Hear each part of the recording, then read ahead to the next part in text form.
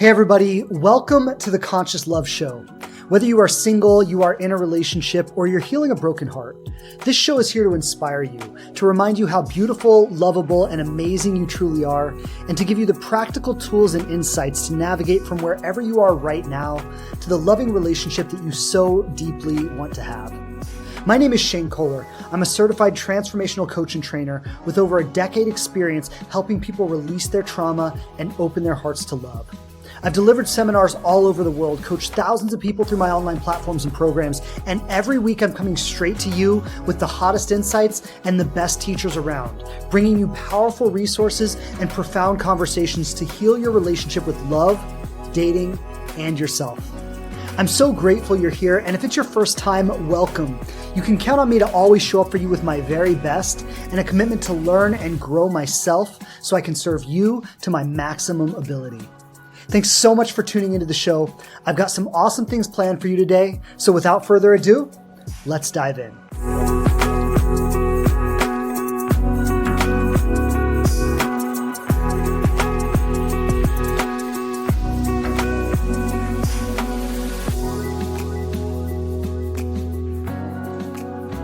Okay, hello again, everybody. Hello, welcome back to the Conscious Love Show podcast. Shane Kohler here, as always. Happy to be on with you today. Looking forward to deep diving on the topic of breaking the habit of being single and learning to love again. And this is something that I think is so relatable for so many of us, right? Like being single can become a bad habit. And I don't mean that there's anything wrong with being single. If you're happy being single, if you love your single life, if you want to be single, that's beautiful. Like rock on with that. There's nothing wrong with being single. But being single can become a bad habit when it's driven by trauma, when it's driven by fear, when it's driven by resentment, when it's driven by past experience, when it's driven by a sense of comfort and avoidance.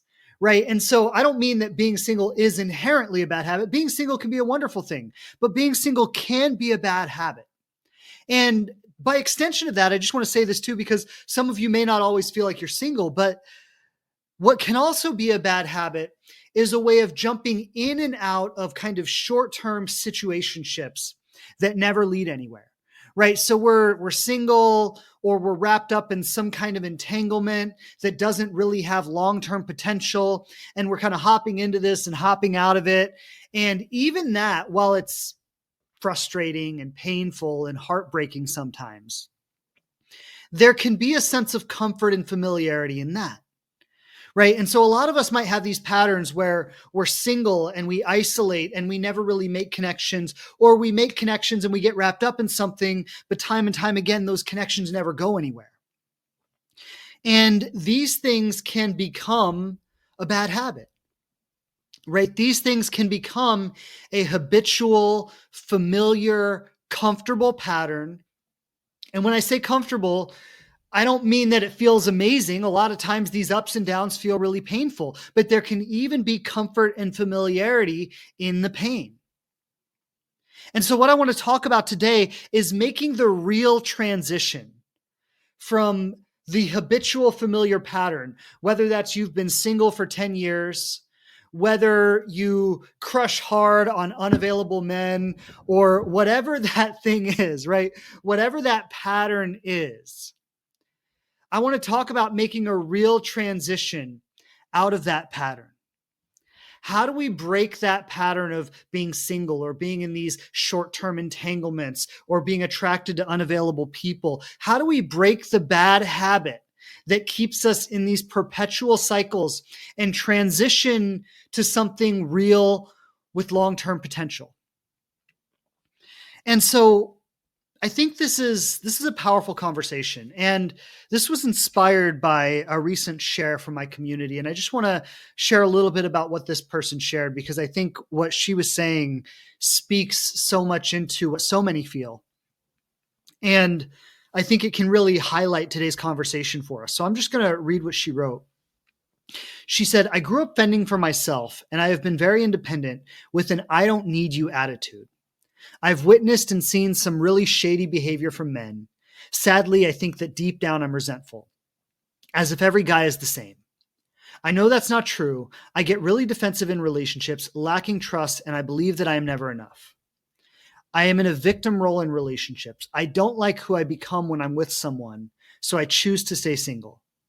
I don't want to be afraid of relationships anymore. I have a very fulfilling single life, and I'm a really positive person, and I want to be great in relationships as well. And I thought this was such a beautiful and powerful share. And I first just want to say thank you to the person who shared this.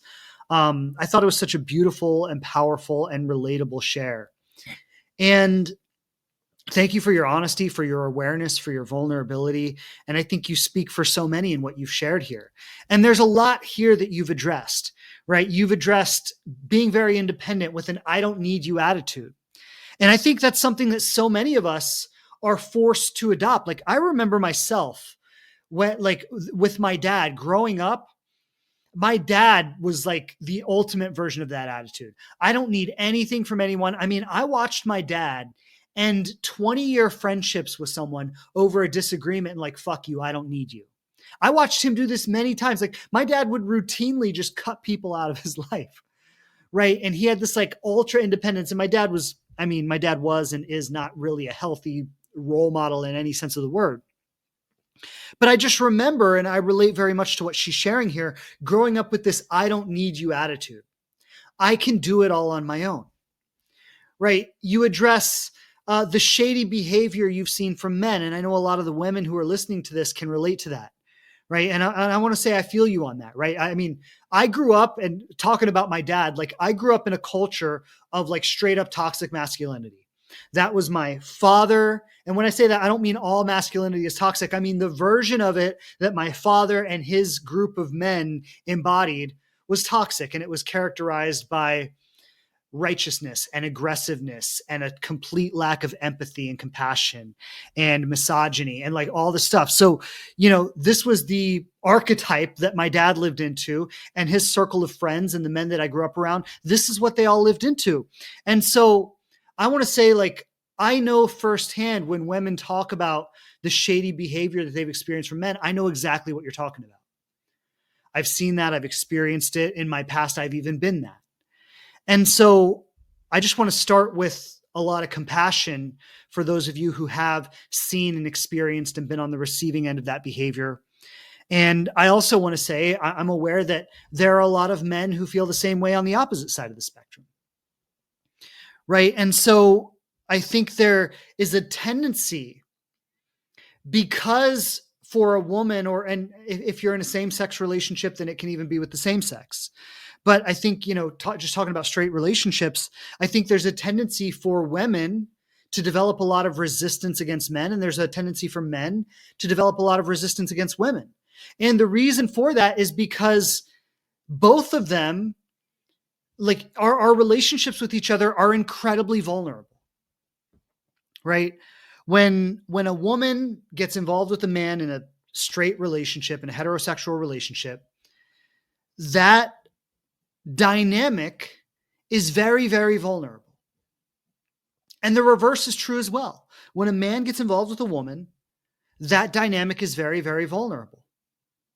It makes us see things in ourselves that we don't want to see. It makes us feel things that we don't want to feel. And what happens when we get into those situations is it sometimes brings out the worst in us. And that's something that you acknowledge here, right? You say, I get really defensive in relationships. I lack trust and I believe that I'm not enough.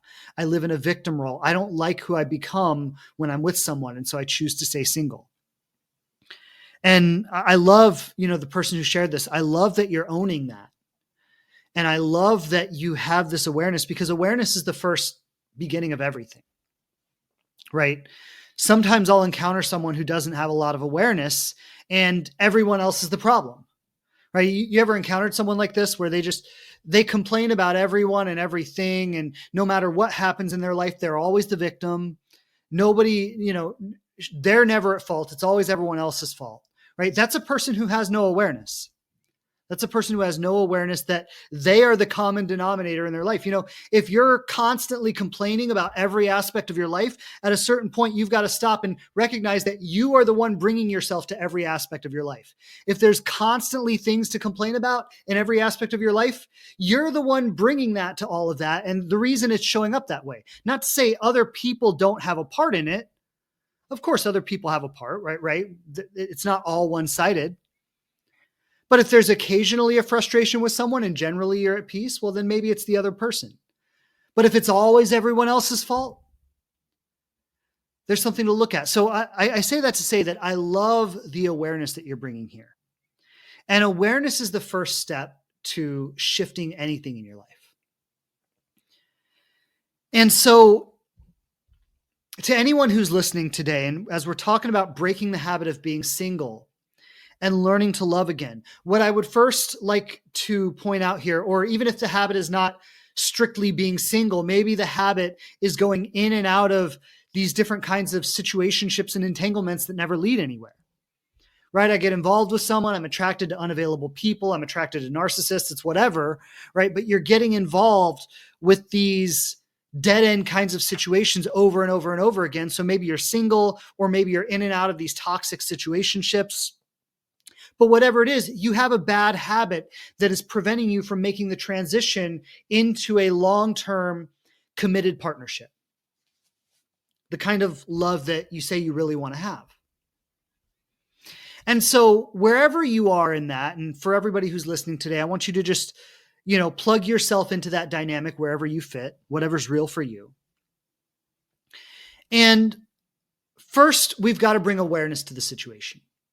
Right? Nothing can change without awareness. If you're sitting there going, well, it's just because men fucking suck and they're all toxic. And if men were better, then it would be easier for me, or vice versa, right? Women suck and they're all manipulative and dishonest, right? Like if you're sitting there doing that, then you have no hope.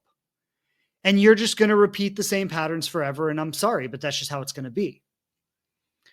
But if you can be aware and bring a certain amount of awareness to this, that, okay, there are certain things operating in my psyche, in my belief system, in my emotional reality, in my reactions, right? There are certain things operating here that are keeping me stuck in these habitual patterns. And try to do that without judgment, right? One of the biggest reasons we don't bring awareness to our stuff, whatever our stuff is, one of the biggest reasons we don't bring awareness to it is because underneath all of it, we're ashamed of ourselves. In my Inspired Love program, which is where I do my deep dive work with people, one of the most core things we address is our sense of shame, right? Shame is the fundamental kind of thing that keeps us trapped. And so a lot of times we won't acknowledge our stuff or bring awareness to our side of the situation, because when we do, we feel ashamed of ourselves. So while I ask you to acknowledge or become aware of whatever habitual relational pattern you seem to be stuck in your life, try to bring awareness to that without judgment, without shaming yourself for it. And I want to offer you this. It's not your fault, right? So let's start there. Whatever the habit or, the pattern is, whatever the habit or the pattern is, it's not your fault. That habit or that pattern got ingrained in you at a time when you were not capable of having the awareness that you needed. Does everybody get that? If you get what I just said, just tap that hard a few times. I want to make sure everyone's with me, right? That habit or that pattern became ingrained in you at a time when you did not have the ability to be aware enough to do something about it. And so it's not your fault. And I often say that it's not your fault, but it is your responsibility. And the reason it's your responsibility is because nobody else is going to do anything about it. There's not a single other person in this world who could do anything about it, even if they wanted to. So it's not your fault that it got ingrained that way, but it is your responsibility if you ever want it to change. And so if you can bring awareness to it and say that whatever pattern I'm stuck in, if I've been single for 10 years and I can't even bring myself to go out on a date, or if I go out on dates with people, but there's no spark and there's no attraction and I never meet anybody, or if I'm in a pattern of getting involved with toxic people over and over and over again, or emotionally unavailable people, or people who don't want the same things I want, or whatever it is, acknowledge that you are the common denominator in that pattern. That pattern is not happening in your life by accident, right? That pattern is the result of certain belief systems, certain emotional responses, certain reactions, certain things that you've historically been afraid to face or afraid to deal with. A certain kind of in Eckhart Tolle, if you're familiar with his work, he talks about it like it's a pain body, right? A certain part of my consciousness that is identified with my pain. And so my decisions and my thoughts and my feelings and my actions are determined by my pain body, which means I'm always trying to mitigate the part of me that is going to hurt.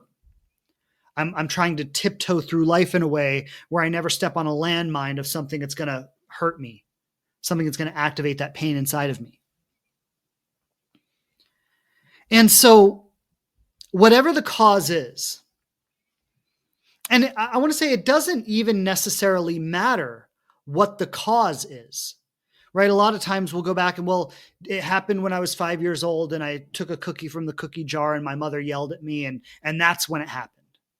But it doesn't even really matter when it happened. I mean, yes, those things are true. Those things do happen. And it can be powerful sometimes to make a connection and say, oh, well, I see how, when I was a little kid and my mom yelled at me for stealing a cookie from the cookie jar, I felt a sense of shame and I started to identify with being shameful. And then that same feeling of shame has been like a thread that's been woven throughout my life. It can be powerful to make those connections, but it's not necessary. Because the only thing that's really necessary is to see how they are present in your life now. And you don't need to know that the first time you felt that way was when you stole a cookie from the cookie jar and your mom yelled at you. Like, you don't need to know that. All you need to know is how it feels now.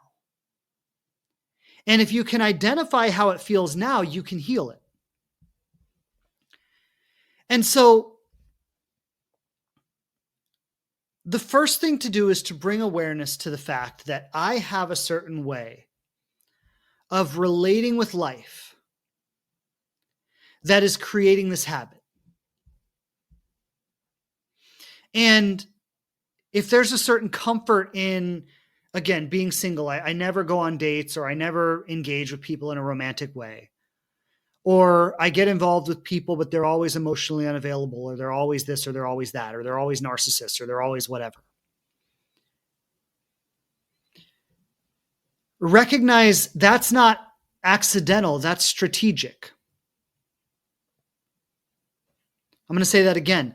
The habit that you have developed, whether it's being single or being in and out of toxic situationships or whatever, the habit that you've developed is not accidental, it's strategic. Your pain body, going back to Eckhart Tolle's word for it, your pain body has developed a strategy to protect itself. Now, when we look at that strategy and we want to identify, okay, what is the purpose of the strategy? What purpose is it serving in my life? What, another way of saying this is, what is it protecting me from? What is this strategy protecting me from? So if we say, and I just want to go back to the original share because she illustrates it right here. right? She says, I don't like who I become when I'm with someone, so I choose to stay single. And I love that line because she is so clearly illustrating what her strategy is protecting her from. Who I become when I'm with someone. Right? Earlier in the comment, she touches on, I get defensive. I lack trust. I believe I'm never enough. I'm in a victim role in relationships, right? So, and a lot of you might feel this way, right? It's so interesting how we can be so capable. We can create really good careers. We can create really great friendships. We can be this wonderful person in so many areas of our life, and everybody loves us, and everyone says, oh, you're such an amazing person. And I know those of you who are really amazing people, you probably hate this because people probably ask you a lot. They go, you're such an amazing person. Why are you still single? Right? I know, like, it's the most obnoxious thing a person could ever say. Thanks for tuning in today, and if you enjoy the Conscious Love Show, there are a few things you can do with just a few seconds of your time that will really support us in being able to continue bringing these messages to you every single week, completely free of charge. The first thing you can do is give us a 5-star rating on one of the major podcast platforms. The two most popular for this show are Apple Podcasts and Spotify, but you can leave a rating on any platform where you listen to this podcast. And if you'd be willing to take just an extra moment, you can write a few words about the show and share with people how it's touched you and the difference it's made in your life. That will go a very long way in supporting our show. Possibly the biggest thing you can do to support the show is share it with someone that you know can benefit from it. If you get a lot out of it, it's very likely that a friend or loved one of yours will too. And I appreciate it so much when people share the show. If you wanted to take the extra step, you could post a link to today's show on your stories or socials and help get the word out in that way. If you'd be willing to take just one of these steps today, I would appreciate that so much. And I want to say thank you in advance for caring about the show and being willing to support it. Thanks again for listening today. Your presence here means everything to me, and I hope you continue joining me each week for many years to come. Lots of love, and let's get back to the show.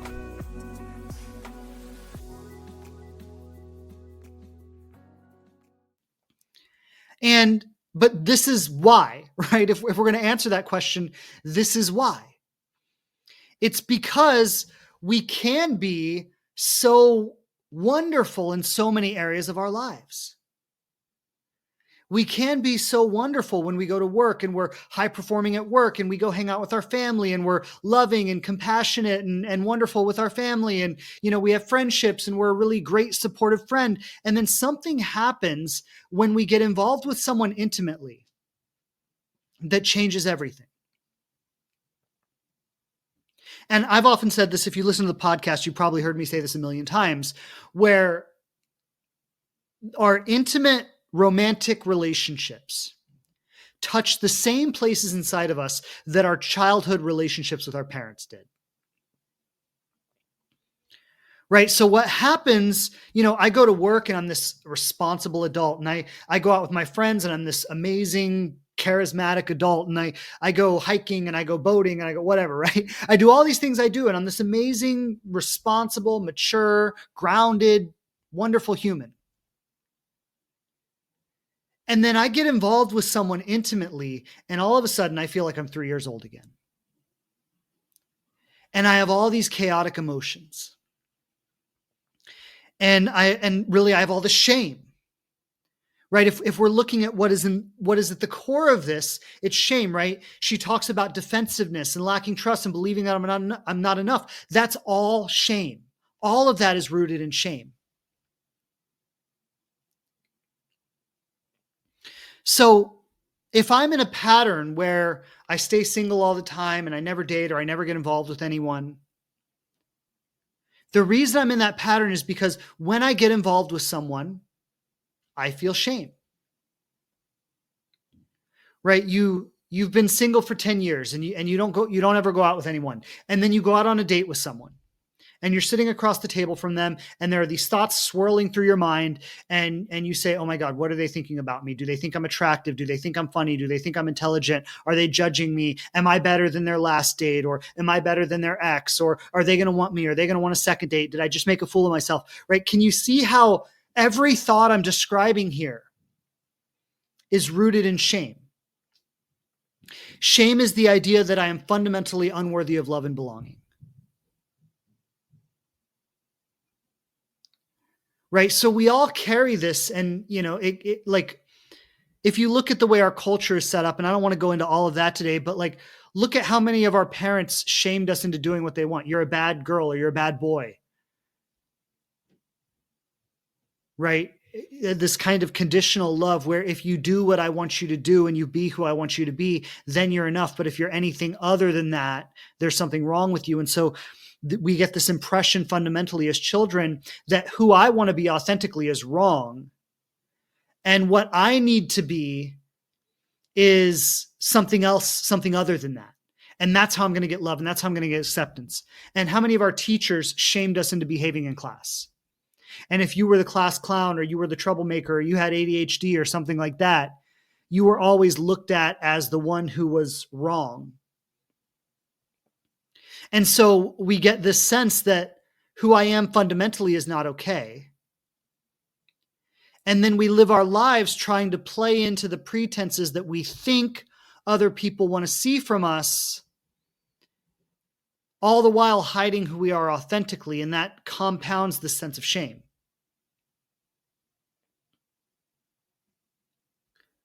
So I say all of this to say that when we open ourselves up in an intimate way, and a date is like going on a date with someone is incredibly vulnerable, right? Like, it's not like going on a job interview where you go on a job interview and you have your resume and you have your qualifications and you have your knowledge and you know what to say and you know what to do, right? Like, you can perform very well in a job interview and you don't ever really have to be vulnerable. But when you're on a date, your degree and your qualifications and your accolades, like, that doesn't matter, right? What matters on a date is who you are. And so the persistent question when we're dating is, am I enough? Am I enough to be loved? And that is incredibly vulnerable. And so what happens is we develop all these kinds of weird defenses to try to overcompensate for that sense of shame. And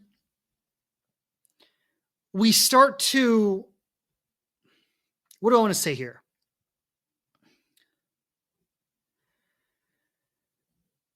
We start to develop things like suspicion or overthinking or rumination. We start to try to, what do I need to do, or who do I need to be, or what do I need to say to be liked? How do I be funny? How do I be attractive? And we dress our bodies up in certain ways. And we try to say certain things that might not be really authentic to who we are. And we try to, we do things like we try to look them up on the dating apps and see, like, are they seeing anybody else? Are they talking to anybody else? Did they update their profile? Right? Or we try to look them up on social media and be like, what are they doing? And we do all these things to try to protect ourselves from feeling that sense of shame. Right? There are all these weird strategies. And all of it is set up to try to protect ourselves from feeling that underlying sense of shame.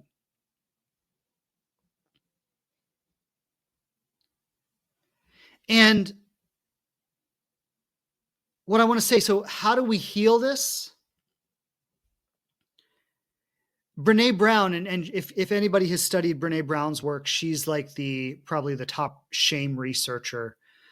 She's done a lot of great work around really addressing shame and what it is and where it comes from and how to deal with it. And she talks about developing shame resilience. And so shame resilience is the willingness to be with the shame rather than avoid it. So it might look like this. I saw someone post the question earlier, what are the right thoughts to have on a date? Which is a great question, right? Because I mentioned, do they like me? Am I attractive? Am I good enough? Am I funny enough? Are they going to want a second date, right? We're on a date and there are all these thoughts going through our mind.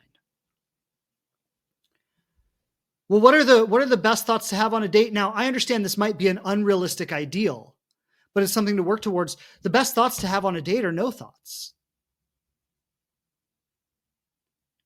right? To be present in that moment and be connecting with that person without being in your mind disconnected from the moment, trying to somehow control the moment. Like how can connection most adequately occur? Connection can most adequately occur when I'm connected, which means I'm not disconnected. I'm not like the moment is happening, the date is happening here, but I'm somewhere else. I'm back here in my mind, like trying to control it from my control center, right? Like, no, if I'm in the moment, I'm connected. I'm looking into the person's eyes. I'm picking up what they're putting down. There's a flow, there's an exchange. There's an empathetic connection. I was listening to a podcast earlier. The guy said something really interesting. He said that studies show that attraction happens when there is a shared empathic experience. And he pointed to these studies where they did studies of people on a date on a stone bridge and people on a date on a rickety wood bridge. And they found that people who were on a date on a rickety wood bridge were more attracted to each other than people who were on a date on a stone bridge, because they both felt unsafe on the rickety wood bridge, which means they were both afraid. There was a shared empathic experience. And in that shared empathic experience, there is a connection made. There's a bond formed. Now, I'm not saying that we should always be afraid, but the point is to illustrate that it's when we can have a shared empathic experience with someone that we connect with them. I cannot have a shared empathic experience with someone when I'm back here in my mind. And so now I know I said earlier that what was I going to say? That to be completely present with no thoughts on a date is probably an unrealistic expectation, right? Our minds are habitually wired to think, and it takes a lot of work to quiet that, to quiet the mind, right? So to say that, oh, well, you should just be totally present and not have no thoughts on a date. I mean, I understand that's ideal, but that's unrealistic. What we can do is we can have resilience to our thoughts. And by extension, resilience to our emotions, which I'll talk about in a moment. So if I have resilience to my thoughts, what that means is I'm on the date. I'm wanting to connect with this person, and I see this part of me that's disconnected. Right? So there's this part of me that's like sitting back in my control center trying to control the date. What do I need to say to get them to like me? What do I need to do? Am I pretty enough? Am I attractive enough? Am I funny enough? Did I do my hair right? Did I do my makeup right? Whatever it is, right? There's this part of us that is disconnected from the experience, sitting back in our control center, trying to manipulate the experience. Now, if you'll notice, and this is like, if you've ever studied any kind of meditation or like Buddhism or some of these more Eastern philosophies that teach more mindfulness practices, it's not as much of a thing in Western religion. It's more of a thing in Eastern philosophy, right? But mindfulness is huge. And if you've studied meditation or you've studied any of these Eastern philosophies, they often talk about something called the observer. And so the observer is when you have thoughts, but rather than being immersed or consumed by the thoughts, there's a part of you that is sitting back and observing the thoughts. When we want to talk about learning to quiet our mind, this is how you do it, right? The first step to quieting your mind is learning to observe your thoughts rather than being consumed by your thoughts. And so if you imagine you're on a date with somebody and you got all these thoughts going through your head. And am I enough? Are they going to like me? Am I attractive enough? Am I pretty enough? Am I funny enough? Did I say the right thing? Did I say something stupid? Are they going to want to call me again? Blah, blah, blah, blah, blah, blah, blah, blah, blah. And then if you can imagine there's a part of you that recognizes the thoughts, but rather than being like completely immersed in the thoughts, you're able to step outside of it. And imagine you just kind of step towards the person. And so now the thoughts are back here and they're still running, right? They're still doing their thing, but you have now removed yourself from them a step and you're like stepping into the date. And so your presence is here connected and the thoughts are running in the background. If what I'm saying makes sense, just tap that heart a few times. I want to make sure I'm describing this in a way where people understand it. So tap that heart a few times if this is making sense.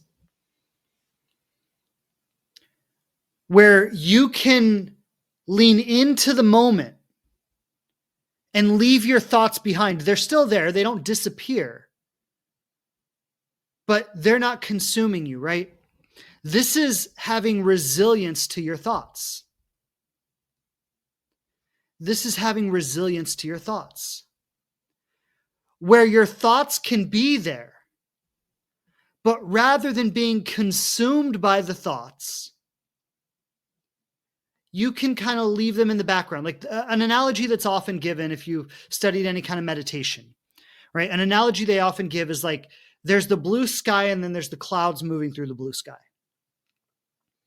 And rather than identifying with the clouds, you identify with the blue sky, right? So you see the thoughts moving through, but you are not the thoughts. You are the sky that holds the thoughts.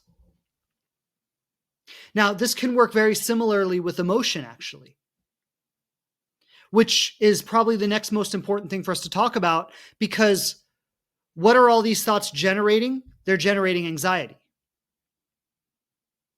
right? Do they like me? Did I say the right thing? Did I do the right thing? Am I attractive enough? Am I funny enough? This thought that's running through your mind is creating anxiety in your body. The thoughts of am I enough create the fear that maybe I'm not enough. And so then you have this busyness in your mind that is creating tension and anxiety in your body. And so you can do the same thing with your feelings, where I feel the anxiety, but rather than being consumed by the anxiety, I observe the anxiety. So what we're doing is we're taking a step back from our thoughts and we're taking a step back from our emotions. And we are willing to allow them to be there. You see, this is getting into the territory where we can actually significantly shift and alter our patterns. Where we can actually break a habit. So I want to tie all this together because I've talked about a lot so far. So let's say I have a habit of being single, where I don't really date, or I go on dates, but they never lead anywhere. I'm just perpetually single. Or as the person said in the comment, every time I get involved with someone, I don't like who I become. Right? Getting involved with someone makes me very uncomfortable, so I choose to stay single. This is the practice for getting out of it, right? There is a certain comfort zone around being single. Or as I said earlier, this could even be extended to, there's a certain comfort zone around being in and out of toxic situationships. Right? So I date someone, I get into a relationship, I get out of a relationship, but I never actually make that transition into something that could last long term. Right? I'm always kind of stepping in and stepping out.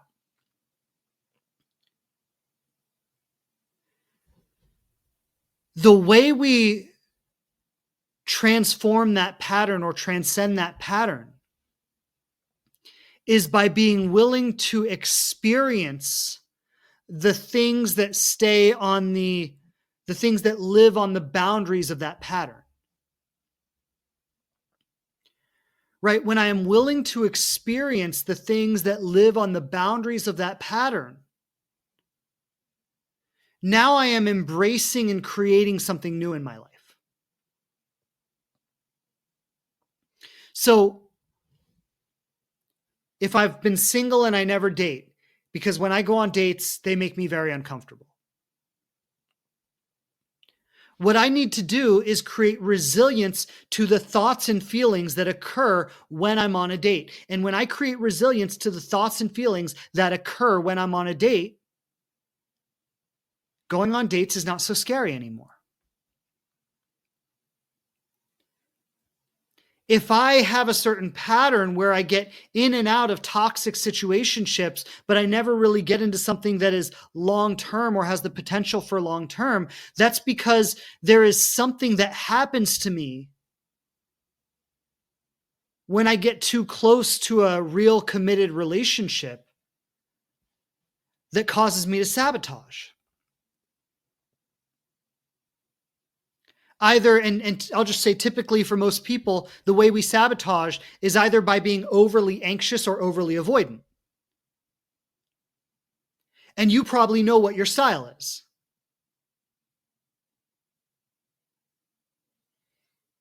Right? If you're overly anxious, that's how you sabotage. If you're overly avoidant, that's how you sabotage. When you're overly anxious, you suffocate someone until you drive them out of your life. Or when you're overly avoidant, you don't get close to anyone.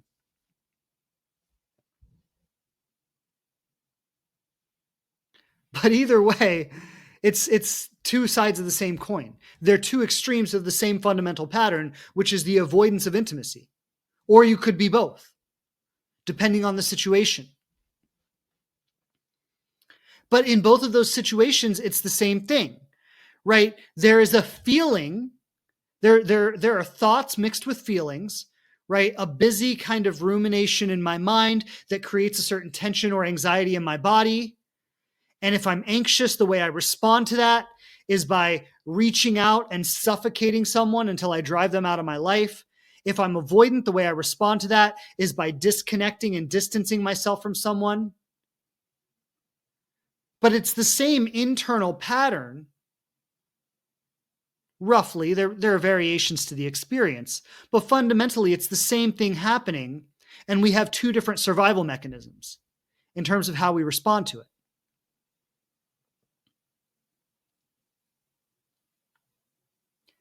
And so what I need is resilience to those thoughts and resilience to those feelings. Going back to the share that came from my community that I've been speaking about today, she talks about getting defensive in relationships.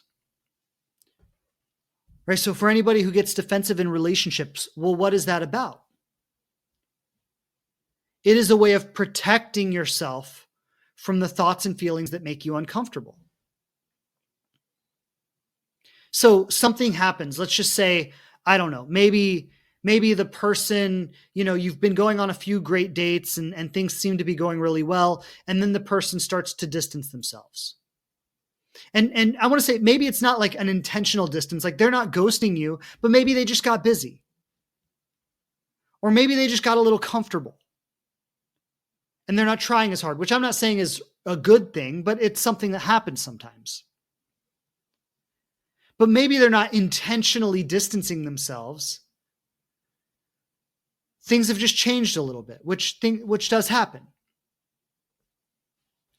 Now, if you're anxious, you go, oh my God, they've distanced themselves. What did I do wrong? Why don't they love me?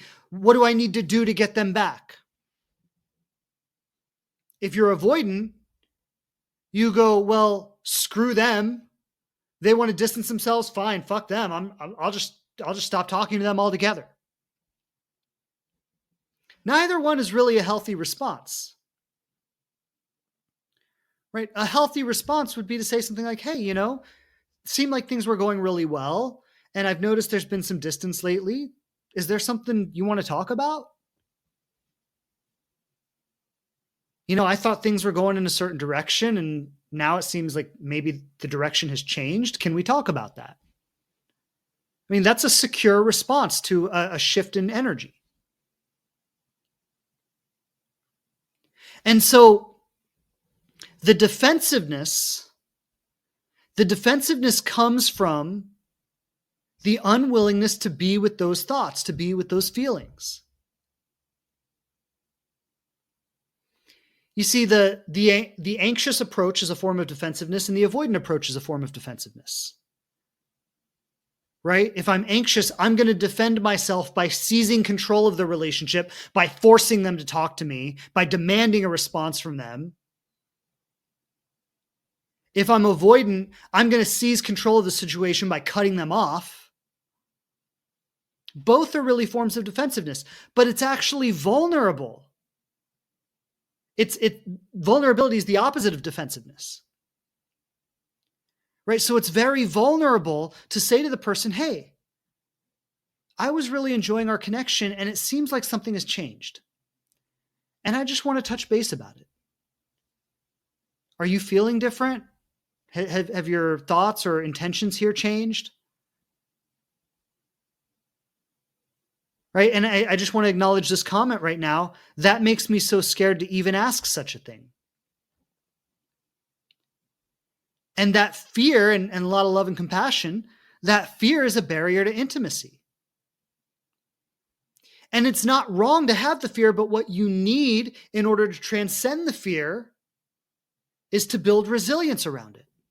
Resilience is the ability to have the fear in your body. It's just the ability to have the fear. And so when I develop the resilience to the thoughts, when I develop resilience to the feelings,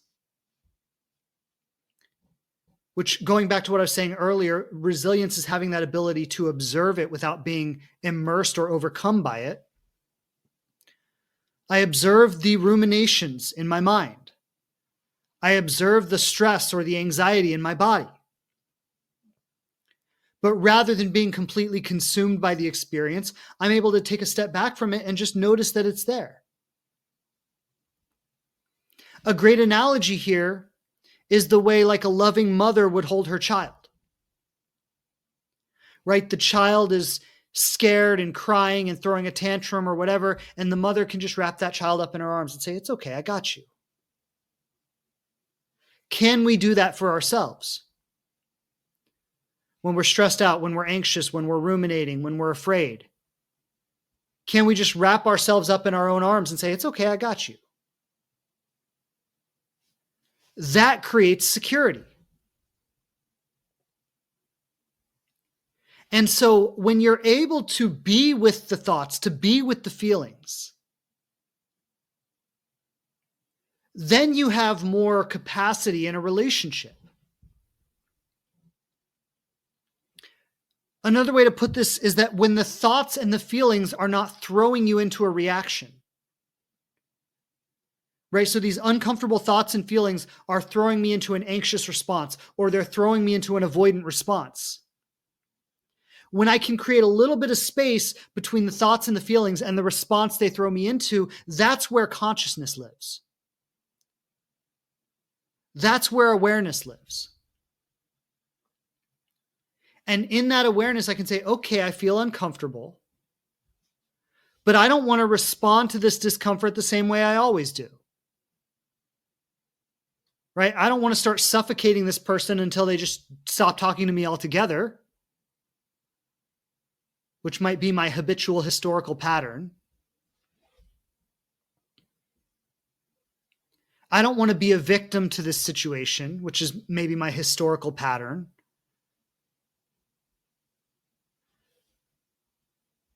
And so there's the ability in that space between the thought, the feeling, and the reaction to make a conscious decision about how I want to move forward. Now, that might be scary. I'm not saying that when you approach that conversation with that person, it won't feel uncomfortable. You know, when you have a habit of defensive patterns, whether they're anxious or avoidant, and then you start to embrace vulnerability instead of defensiveness, that's going to be scary. That's going to be uncomfortable. But the more you do it, the more secure you become. It's funny. Most of us have an aversion to rejection, and we think that we can't handle rejection because we'll be crushed by it. We try to avoid rejection because we're so afraid of rejection. Rejection is actually quite easy to handle when you actually face rejection as it is, right? Rejection is like, okay, I wanted one thing, they wanted another thing. Let me face that head on. Let me embrace that. Let me accept that and let me move on. That's actually not that hard to deal with. What's hard to deal with is the pain of our defensive patterns that try to protect us from the rejection. I want everyone to get that. It is the patterning of the anxious responses or the avoidant responses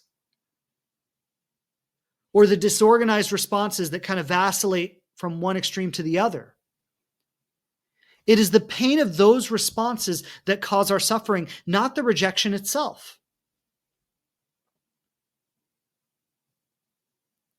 But there is a certain trauma that has been wired into us for a long time that tries to protect us from those things.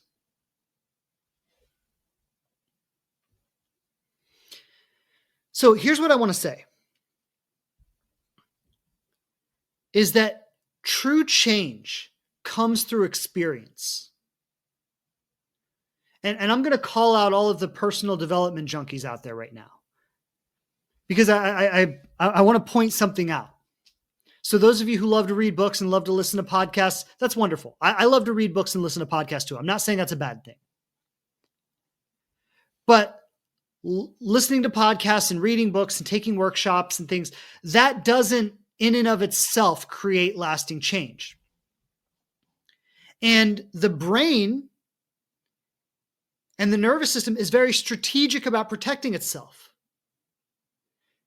And so it works like this. The brain says, I can either go on a date or I can listen to a podcast about going on a date. And if I listen to a podcast about going on a date, well, that's going to make it much better when I actually go on a date. And so we can get stuck in a pattern of listening to podcasts. And I want you to listen to my podcast and all podcasts, right? Like it's good to do, but one does not replace the other. But it can give you, right, the being the personal development junkie, that can give you the experience as though you're doing something for yourself without actually doing something for yourself. And so nothing really changes. Now, again, I'm not saying that listening to podcasts or reading books or taking workshops is a bad thing. Those are wonderful things. Gaining tools and skills and insight, those are great things. But they don't replace the actual experience. So here's what transcends our patterns. Let's say, going back to the example I used earlier, when I was 5 years old, I took a cookie from the cookie jar and my mother yelled at me for it. And I felt ashamed of myself. And this thread of shame, ever since I took that cookie from the cookie jar, my mother yelled at me, has been underlying my entire life. And so everywhere I go, I experience some degree of unconscious shame. Right? Everything I do, I experience some degree of unconscious shame underneath it. And when I go on a date or when I get involved with someone, I experience that unconscious shame. The way to transcend that experience is to actually put ourselves in the situation that make us feel those things. And in that situation, we have the opportunity to redo what happened when we were a child. Or when Like, for example, when I was 16 years old, my high school girlfriend, my first love, broke up with me and cheated on me with a mutual friend of ours, and then like mocked me for it. And it was one of the most traumatic relational experiences of my life. And I shut down emotionally for years after that. Got heavy into drugs, had very destructive, toxic relationships. I mean, it was a mess. And so, what we must do to overcome that is that we must re-experience those feelings that we felt in those traumatic instances of our lives. And we must learn to hold those experiences emotionally. This is why nothing really works as well as being in a relationship with someone. I think being in a committed relationship is one of the most profound levels of growth that you can ever experience. But first, before you can be in a committed relationship, you have to learn to deal with these patterns to the degree that you can get into a committed relationship, right? There needs to be a relative amount of security. And when I talk about a committed relationship, I mean, look, lots of people get married and have really toxic, disconnected marriages. So I'm not talking about that. I'm talking about being in a secure relationship. So before you can be in a secure relationship, there needs to be a certain amount of internal security in both partners. You create internal security by doing everything I just talked about, right? By developing the resilience to those uncomfortable thoughts and feelings. As you develop resilience around those uncomfortable thoughts and feelings, you become more secure. The more secure you become, the more you will naturally, empathically be attracted to other people who are equally secure.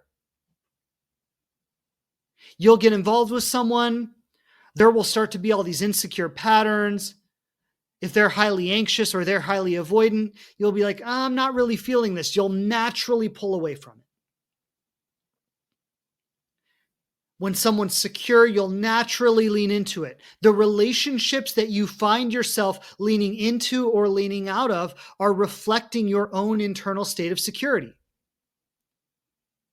If you're highly anxious, you're going to lean towards avoidant people.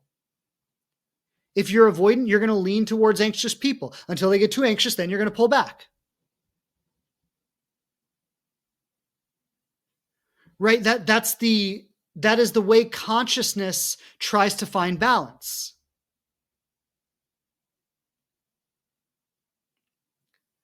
When you're secure, you're going to naturally lean away from anxious or avoidant people and naturally lean towards secure people. This isn't something we need to think about. This isn't something we need to mentally control.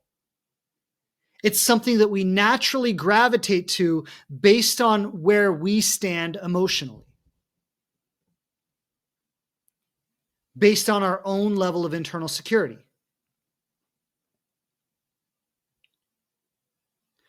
So if you're long time single, the thing to do is to start dipping your toe in the dating world. And you're going to experience all the things that you were afraid of. You're going to experience rejection. You're going to experience being attracted to someone and then pulling away. You're going to experience all these things. And those things that you experience are the curriculum that is teaching you to become secure. As you find security within yourself, those things will not show up for you as often or as frequently or in the same way anymore. Or when they do show up, you'll have a different relationship with it.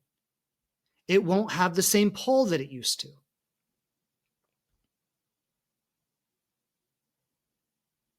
If you're in a pattern of kind of toxic situationships, right? There is a lot of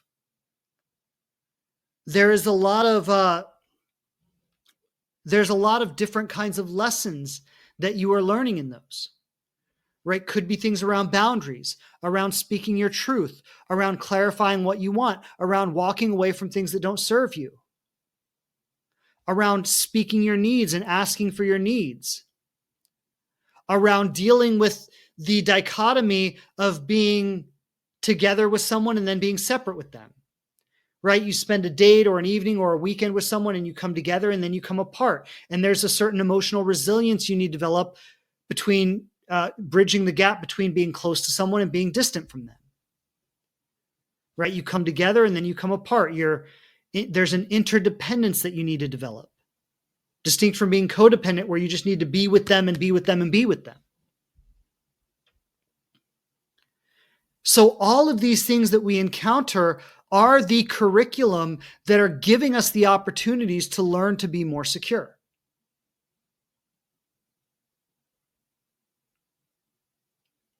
And as we learn to be more secure, we naturally, again, we empathically tune into other people who have relatively the same level of security we have. Once we reach a certain level of security where we can sustain a long-term partnership, that's when we tend to, at some point, and it might take some time, I'm not saying it's going to happen instantly, but that's when we tend to, at some point, find someone else who can also sustain that long-term relationship and actually have there be mutual attraction there. And then as we bond with that person and we start to outgrow all the things that kept us single or kept us in these perpetual situationship type things, and we start to bond with someone in a secure way, and we start to leave that single dating life behind and enter into a new phase of our reality where we are partnered with somebody, that gives rise to a completely different type of curriculum,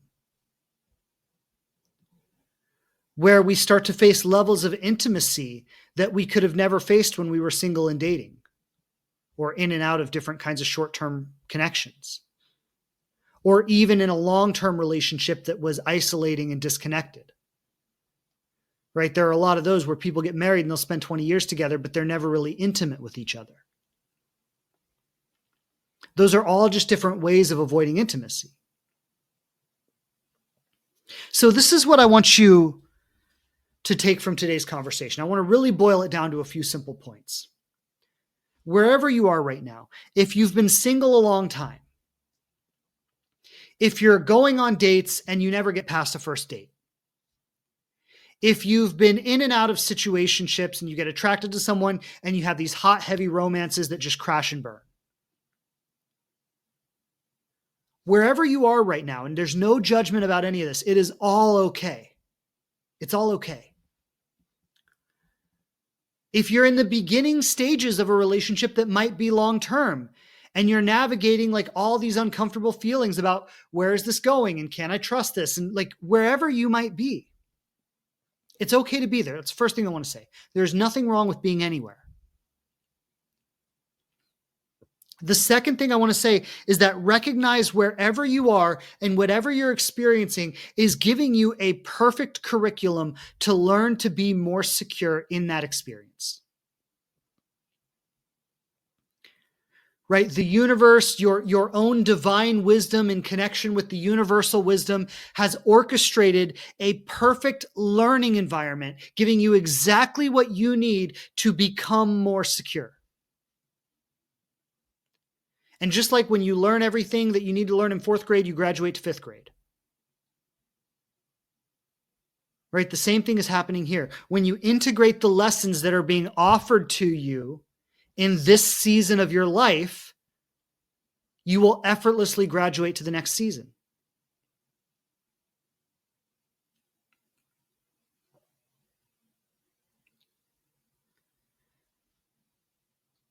And so that's what I want you to take, that the way that we do the work is to notice whatever is being offered to us in this season of our life in terms of what's challenging us, right? What are the insecure feelings that we're having? What are the insecure thoughts that we're having? What are the habitual ruminations?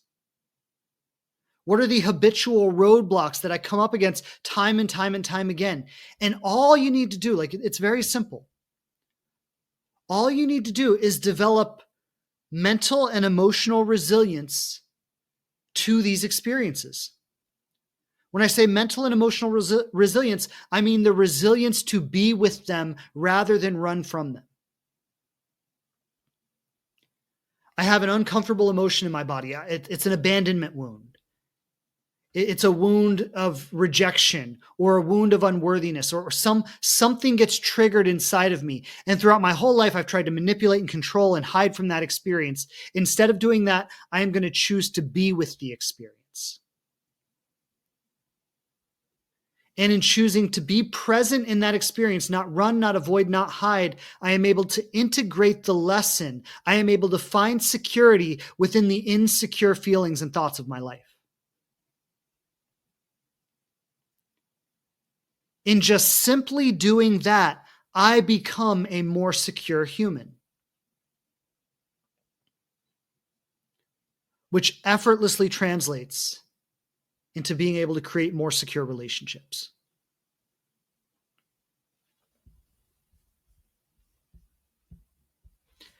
So I want to leave you with that. It's very simple, but it's not easy. Because, I mean, it's hard, right? Because it literally deals with confronting our deepest fears.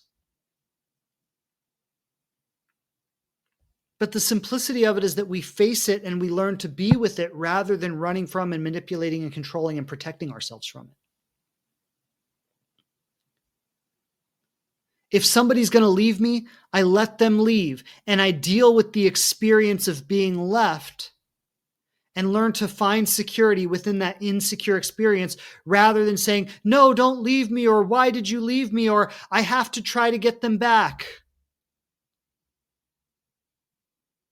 You're going to leave, okay. I'm going to accept that you're going to leave. And that brings up a whole world of stuff for me. But rather than try to avoid that by getting you back or being a victim to it or blaming you or talking to all my friends about how horrible you were, I'm going to be with what you leaving is bringing up for me. And as I move through that, and that might be a season of 6 months or a year of your life where you're grieving this loss. But as you move through that and you reach the other side of it, you are no longer so afraid of being left. Where your whole life you've been doing everything you could to make sure you never get left. And now all of a sudden you get to a place in your life and you say, you know what? If someone leaves me, I can handle it. I'll be okay.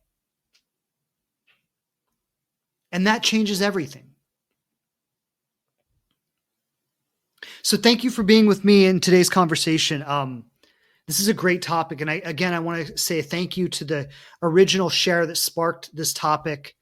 To those of you who are tuning in today live with me, to those of you who are listening in on the podcast, I just want to say thank you so much for your presence and listening into this conversation.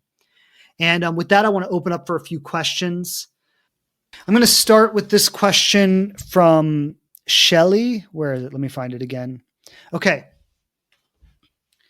This question is from Shelly. She asks, is there a such thing as losing your ability to pair bond after going on countless dates? So I'm going to start that over.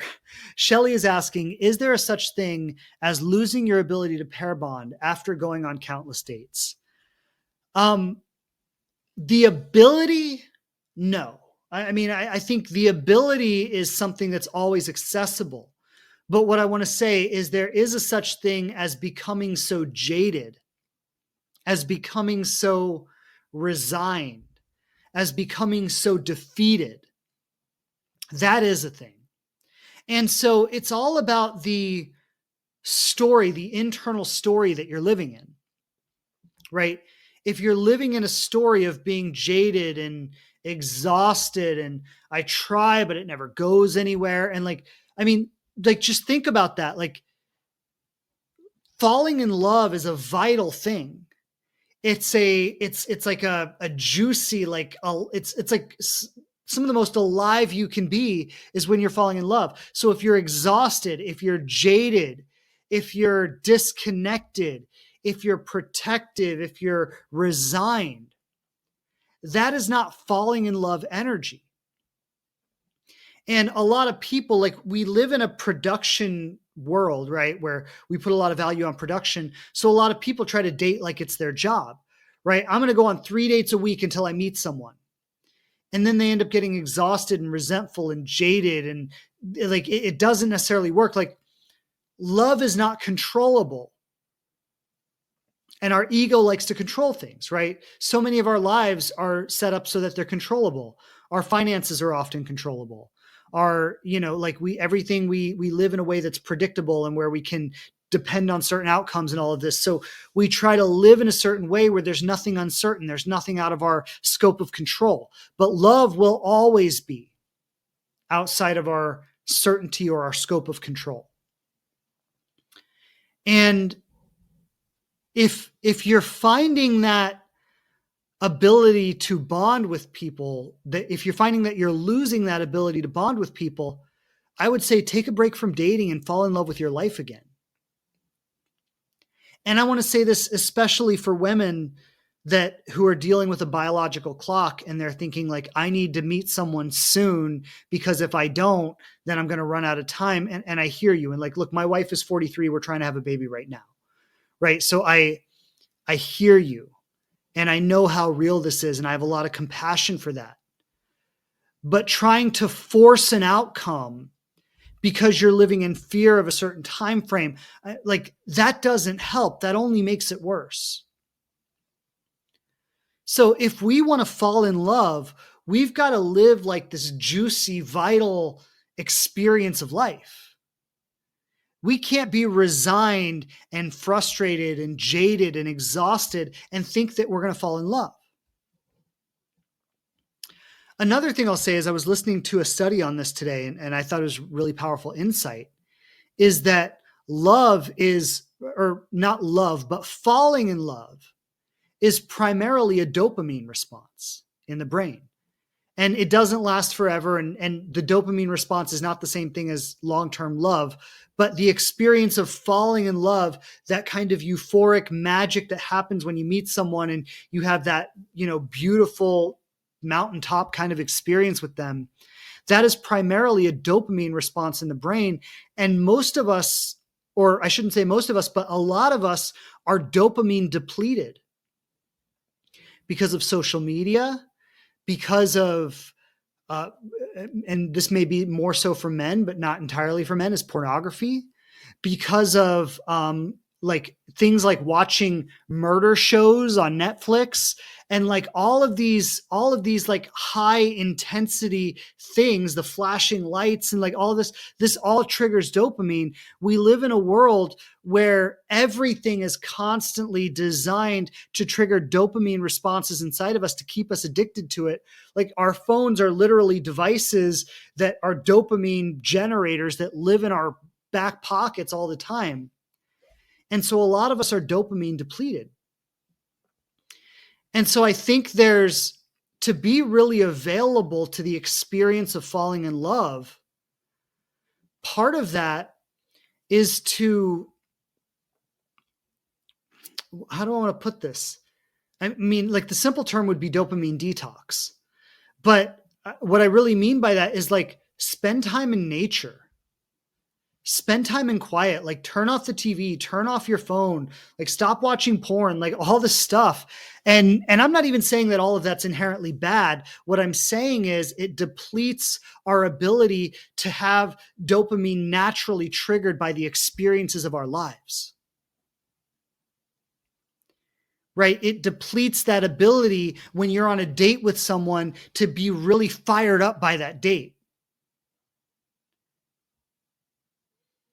And so I would say that by getting a little more natural, like spend time outdoors, like cut out the high intensity stimulation aspects of your life, and live a little more of a simple life. And dating apps, I think dating apps, right? A lot of us fry our dopamine receptors with dating apps because it's like another profile, another profile, another profile. It's like triggering dopamine. So like get off the dating apps. And again, I'm not saying dating apps are bad. I'm not saying any of this is inherently bad. But what I'm saying is when we overuse it, it drains our ability to be spontaneously like have that dopamine triggered in our lives. And that's where the excitement and the pull to want to see someone comes from. So I want to do a little more research on this topic, and I want to come back and do a full episode on it, because when I read that study today, I just thought it was such a beautiful idea. And I think it's so true. And everything in our lives is constantly triggering a dopamine response. But so I want to say that, I think what I would recommend for you, Shelly, is you're not going to lose your ability to do it, but you can numb yourself to it. And so if you find yourself being numb, get back to a more simplistic way of life. Get back to finding the authentic joy. Like, I mean, I was sitting having my cup of coffee this morning, and I just took 10 minutes to sit and do nothing with my cup of coffee. And I looked at the outdoors. It's cold outside. So I was looking through my window and just sitting there with my cup of coffee. Just like the simple pleasure of no phone, no technology, no podcast, no nothing. Sitting there sipping my coffee, looking outside. And I was just filled with this overwhelming sense of joy. Just the simple pleasure of being in the present moment, enjoying a cup of coffee, watching the outdoors. And I think we've got to give ourselves the opportunity to get connected to that so we can feel truly alive. And I think the ability to bond with someone comes from being in that authentic joy. So it's a great question. Beautiful question, Shelly. Thank you so much for asking. I love the question. I want to come back and do a full episode on this because I think it's such a powerful topic. So thank you for bringing it up. So Leisha shared this beautiful comment. She says, emotional abuse wounded me so badly that I'm afraid I will inflict that relationship trauma onto a potential partner. It's like I want to protect both me and them. I keep the faith and I will never close my heart. And I just want to speak into this a little bit, Leisha, because first of all, thank you. And it's a beautiful share.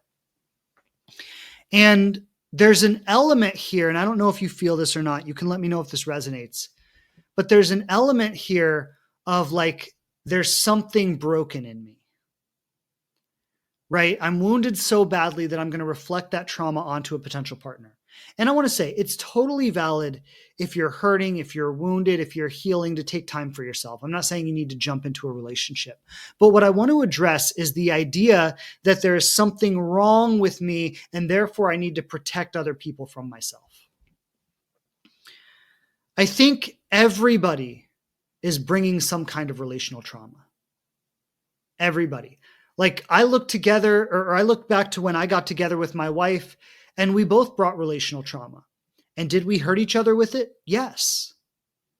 And were we also secure enough and aware enough individuals to some degree do that responsibly? Yes. And we didn't do it perfectly. It's been messy a lot of times. I think over the years we've gotten a lot better. Right? Like we don't really have a lot of fights or things anymore. I mean, we'll there'll be little weird things sometimes, but it's not like it used to be. And it was working with each other in relationship, holding each other in a space of love and compassion, holding ourselves with awareness and responsibility. And sometimes some of that spilled over and hurt the other person. And that's happened on both sides. Right. But over the years, we've learned a lot from each other. We've learned how to be with each other. We've learned to grow together. And so if you need time for yourself right now, I say that's totally valid and you can take that time. But I don't want you to live in the idea that you need to protect other people from your trauma, because you're going to bring your trauma. They're going to bring their trauma. And the relationship is going to be a school. And what I know about you, Leisha, is you're very aware. you're willing to be responsible for yourself. It doesn't mean you'll always do it perfectly, and I get that. And like, I mean, how many times have I had to apologize to my wife? I can't even count. Right? How many times have I had to like take some time, think about what was said or what was done, and then go back and say, hey, I acknowledge what I said or what I did, and I apologize, and that wasn't right. Like, I mean, so many times, and vice versa. And that's okay. If you need time for yourself to heal, take that time, and I respect that. But you don't need to withhold yourself trying to protect other people from yourself. It's okay to bring yourself where you are to a relationship. And that person will either be able to meet you where you are and hold you and accept you or not. And if they can't, then it's not the right time, not the right place, not the right person. But these are the things that we don't need to avoid. These are the things that we can lean into and trust how it goes. And we can do a lot of work on ourselves in relationship with others that we can't do on our own. There's a lot of healing that happens in relationship that doesn't happen on our own. It doesn't mean the other person is going to heal us, but it means that the other person serves as a mirror, as a reflection through which we are better able to see what needs to be healed within us. And that's not something we need to hide from or try to protect people from. As long as we are aware of ourselves and we're willing to be responsible for ourselves. So I just wanted to speak into that because that's a beautiful share. And I think a lot of people will relate. And I just want to encourage you to not be afraid of that. Okay, I want to take this question from Belly Fembris. She says, can two avoidance date? I mean, sure, anything could happen, right? I don't want to say that could never happen. I think there's a tendency for anxious people to be attracted to avoidant people and avoidant people to be attracted to anxious people. That's a widely observable pattern, right? It is widely observed that anxious people often are attracted to avoidant people, and avoidant people are often attracted to anxious people. And I think there's kind of an empathetic resonance where we feel on some level that they have something that we're looking for, right? Avoidant people appear to have a very strong sense of self and security. Anxious people appear to have a very openness to love and vulnerability. Now, I would say actually, when we really get down to it, that avoidant people are not really secure, and that anxious people are not really vulnerable. And I've talked a little bit about that today, but that's another conversation, right? But those are more survival responses than true security or true vulnerability. But there is a pattern where an anxious person sees someone who seems to not need anything, who seems to be very secure, and they're attracted to that, right? An avoidant person sees someone who appears to be very available and very open-hearted, and they're attracted to that. Now, can two avoidants date? I mean, I'm sure it's happened. I'm sure it happens. Generally, it's kind of like how in a gay relationship, one person will tend to assume the masculine role and one person will tend to assume the feminine role, right? Because there's always tends to be a balancing out in that way. I think it's kind of like that with anxious and avoidant people. You know, you could have two people who have historically been avoidant, but when they get together, if they stay together, one person is going to tend to be more anxious. And even with people who are secure, like I think like myself and my wife, I'll use that example. Myself and my wife, when we got together, we were both pretty secure in the greatest sense, but in the intimate dynamics of our relationship, I tended to be more anxious. She tended to be more avoidant, even though we were both relatively secure. But that was how it played out in our relationship. I think that tends to be a dynamic that happens, right? So, I mean, it's kind of funny. If two avoidants were to date and they were both to remain avoidant, the relationship probably wouldn't really go anywhere because nobody would be leaning in enough to keep it going. Right? So there might be an attraction, there might be a spark, there might be a connection, but as soon as the relationship started to become more intimate, they would both pull away. So someone would need to kind of assume that anxious role to be leaning into it, to keep it going. So to answer the question, anything can happen, but there does tend to be somebody assuming one role or the other. Great question, Belly. Thank you for the question. Thank you. Okay, I think there was one more I wanted to take here. Last question from GTLDG.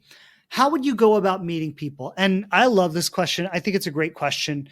Something I want to say is that all ways of meeting people are valid, right? All ways of meeting people are valid and none of them are wrong.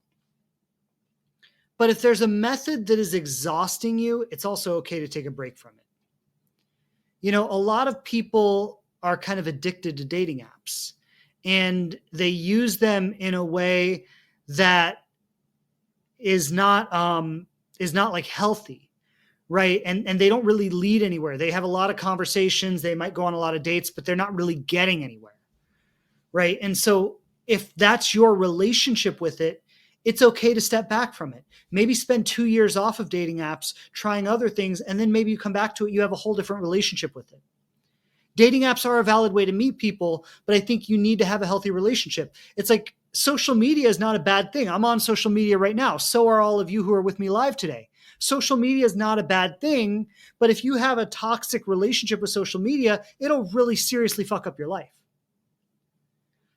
So none of these things are bad, but we need to have a healthy relationship with them.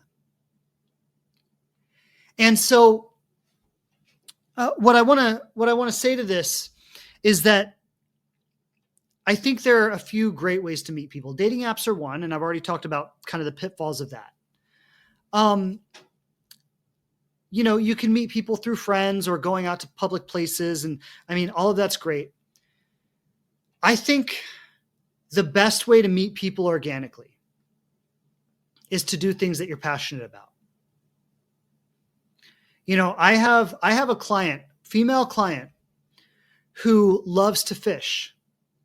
And she goes on fishing trips around the world. Right? And so she'll go to Mongolia for a week and be on a boat. She's the only woman in a group of guys. And I know that might sound a little scary, but she's okay with it. Right? And she has these great connections and she's met people that way. Right? So doing something she's passionate about. She has found a way to meet lots of men, doing something she loves, traveling the world, doing something she enjoys. Right? It's beautiful. And I think there are so many ways to do this. You could go rock climbing. You could take some kind of class. I met my wife through a personal development seminar. Right? And it was something that we were both involved in. I think churches are a great way to meet people, or if not churches, then spiritual communities.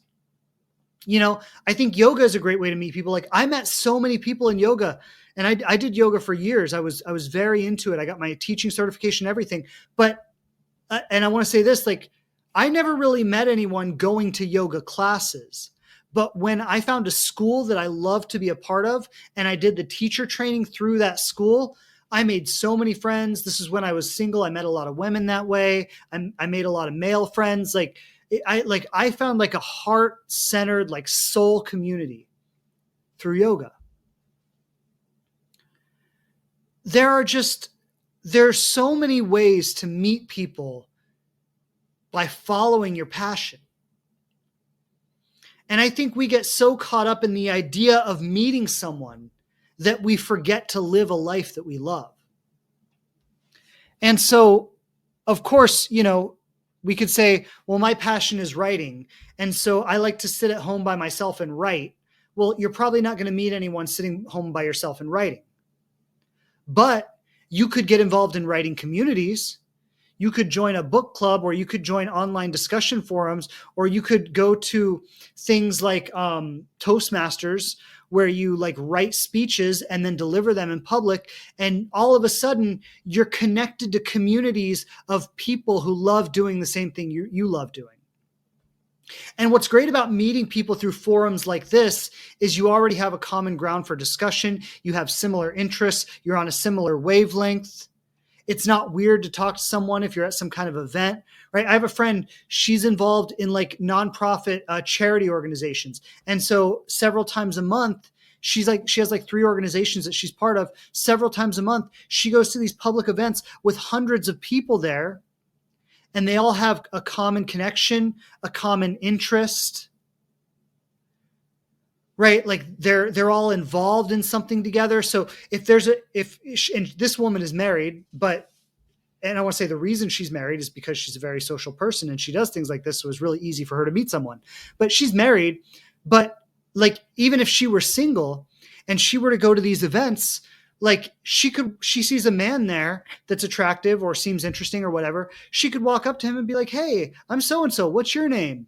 And she'd be like, "How'd you get involved with the organization?" And, like there would already be like a way to strike up a conversation, a common ground. Like it would be very easy to exchange phone numbers or be like, "Hey, I love talking to you tonight. Why don't we grab a cup of coffee sometime?" Like it is so natural in environments like that. If you go hiking, right? So many people I know have met people through hiking groups, and like you join a hiking group in your local area, and then you go out hiking with a group of people. And I think this is a very gender neutral activity where there are lots of men and women and, everybody's out doing it. And so you can meet up with a group of people. There might be 10, 15 people who are hiking, and you're out in nature, you're moving your bodies, you're physically active. Again, you're getting that kind of that natural like serotonin response, and you're feeling good, and you're not like overstimulating yourself with technology. And it's like a great way to meet people. And you're walking, you're surrounded by beautiful nature. You're talking, like, everybody converses while they're hiking. It's very easy to walk up to anyone in the group and be like, "Hey, so, when did you join the group, or how long have you been here?" So I'm giving these examples because these are excellent ways to meet people that are natural, that are effortless, that you're connecting with people through shared experiences.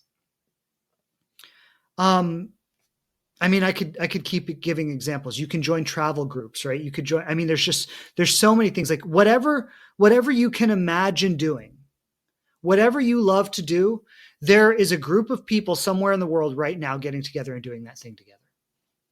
You can join creative writing groups. You can take cooking classes. There's so much you can do.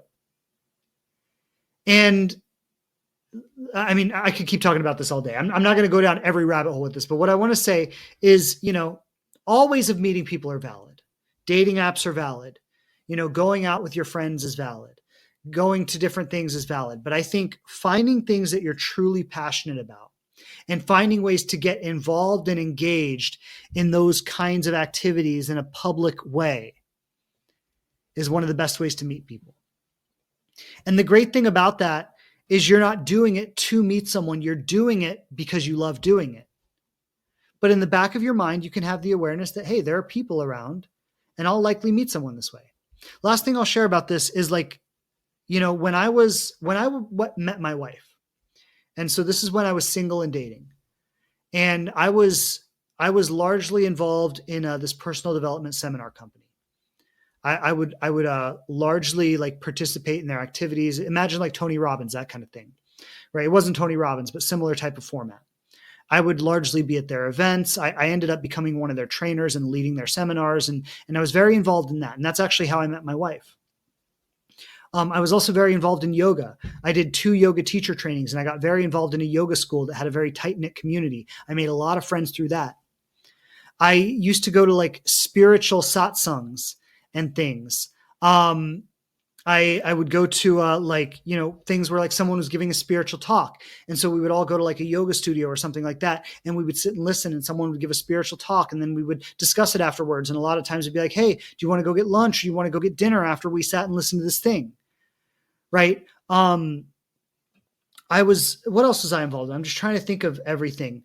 Those were some of the big ones, but I would go to like, there was like people I knew would have events at like kava bars or at like someone's house. And there would be like, because I was connected to these communities, I was connected to this seminar community. I was connected in my yoga community. I was connected in these different spiritual circles.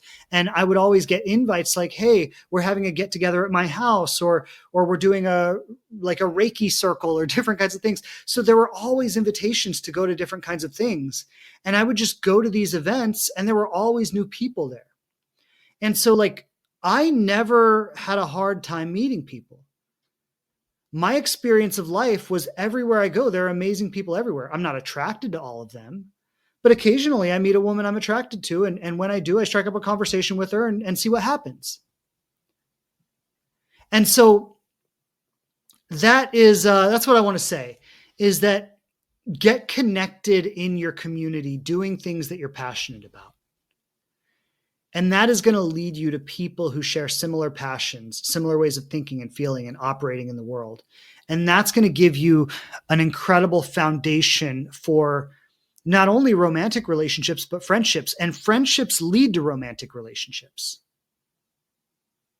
Right? One of the connections I had with my wife before we even met was that one of my best friends enrolled her in that seminar training. She lived in New Jersey and the training was in South Florida. One of my best friends enrolled her in that training. So before I even met her, we had a common connection.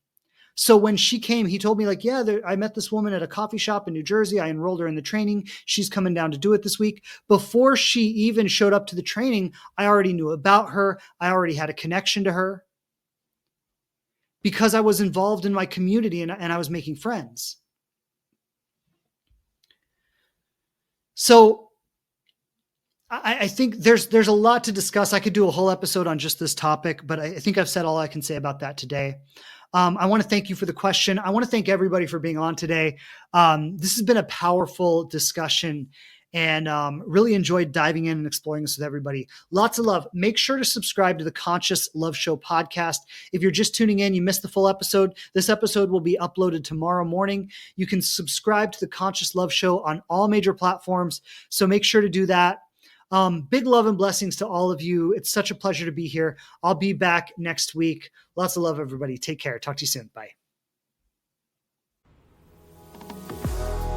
Thanks again for checking out the show. Please subscribe on whatever platform you listen to podcasts on the most. And I would love it so much if you'd leave a review and tell people what you think of us. Don't forget to follow us on Instagram @TheLivingRelationship to connect more closely. And I'm grateful to be supporting you on your journey to love.